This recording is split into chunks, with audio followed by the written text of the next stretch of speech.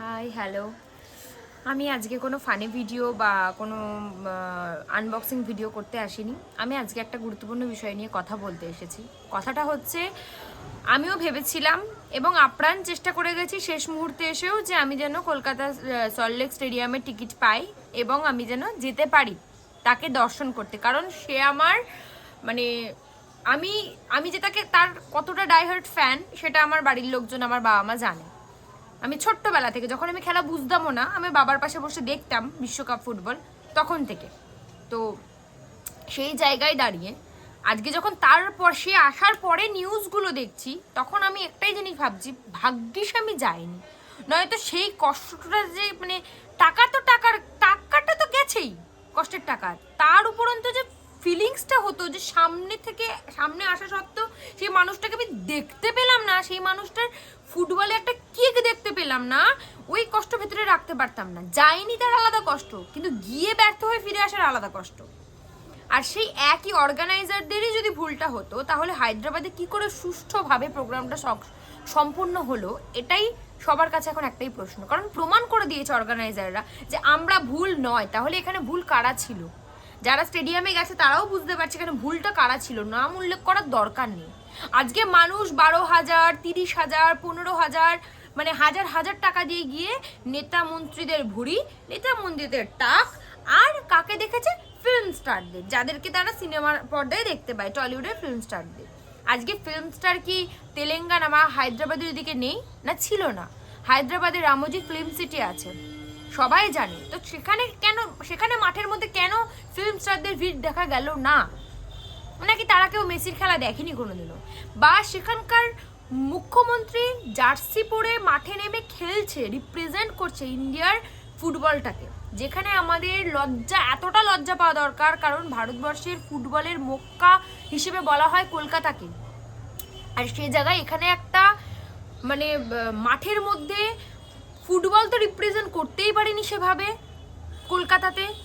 উপরন্তু একটা ক্যাওয়াস, মানে তাকে ঘিরেই ধরে রেখেছে, যেন মনে হচ্ছে সে কোনো অ্যাক্ট্রেস, মানে কোনো অ্যাক্টিং প্রফেশন থেকে বিলং করে, যে ও মাঠের মধ্যে আর কি করে দেখাবে, অ্যাক্টিং তো আর করে দেখাতে যায় না। সে একজন ফুটবলার, সে একজন প্লেয়ার ভাই। সে ফুটবলে কিক মেরে দেখাতে পারতো দর্শকদের, সে ওটা করতো।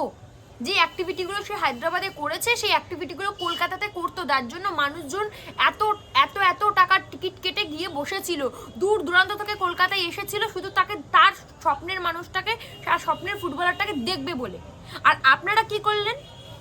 সাধারণ মানুষের পয়সায় আপনারা আপনাদের প্রাইভেট পার্টি সেলিব্রেট করে ফেললেন, তাকে নিয়ে ঘিরে গায়ে হাত তুলে সেলফি তুলছেন। শিক্ষা নেই না কোনো মানুষের সাথে কিভাবে বিহেভিয়ার করতে হয়? এরকম ধরনের মানুষদের সাথে শিক্ষা নেই তো আপনাদের মধ্যে?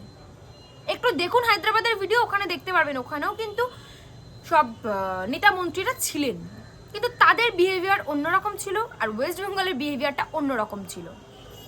আজকে সাধারণ মানুষের ক্ষিপ্ত হওয়াটা স্বাভাবিক, কারণ তাদের গ্যাটের পয়সা গেছে বস, তোমার গ্যাটের পয়সা যায়নি, তাদের গ্যাটের পয়সা গেছে। আর দয়া করে বলবো, পরবর্তীতে এই দেখে আমার যে এক্সপিরিয়েন্স হলো, নেক্সট টাইম যখন আমার ফেভারিট কোনো খেলোয়াড় বা কোনো মানুষ, সে যেই হোক, বিদেশ থেকে ইন্ডিয়াতে আসবে, তাদেরকে দেখার জন্য আমি কোনো দিনও কলকাতা চুজ করব না।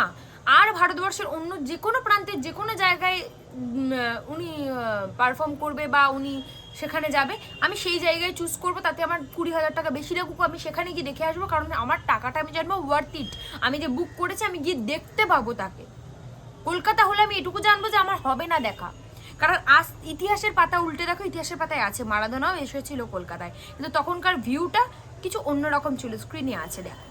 আর আজকের ভিউটা দেখো, পুরোপুরি অন্যরকম। আর হায়দ্রাবাদের ভিউটাও দেখো, হায়দ্রাবাদে কত সুন্দরভাবে সে, মানে তার মুখে সেই স্মাইলটা দেখে বোঝা যাচ্ছে যে সে কতটা খুশি, কতটা এনজয় করেছে সেই ব্যাপারটাকে। আর কলকাতাতে সে কতটা ইরিটেট হয়ে গেছে, তার মুখের এক্সপ্রেশন দেখে বোঝা যায়। যে আজকে সে এসেছে, সে আশা করেছিল যে কত মানে অ্যাক্টিভিটিস হবে ফুটবল নিয়ে, যেরকম হায়দ্রাবাদে হয়েছে, সেটা তো কিছু হলোই না। উল্টে সাধারণ মানুষকে হ্যারাসমেন্ট, মানুষের ইমোশন নিয়ে খেলা, এগুলোর দাম কে দেবে? এখন না কথা তুলবে কখন? এত ইনফ্লুয়েন্সার এখন, ফেসবুক মানে সোশ্যাল মিডিয়া ভরে গেছে, কোথায় এখন ইনফ্লুয়েন্সাররা?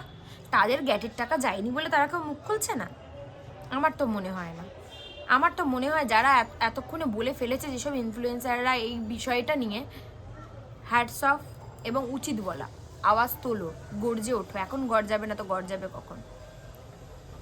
তোমার রাজ্যের অবস্থা এই জায়গায় এসে ঠেকেছে যে অন্য রাজ্যে প্রোগ্রাম, মানে কি বলবো, দেখে খুব খারাপ লাগছে, খুব।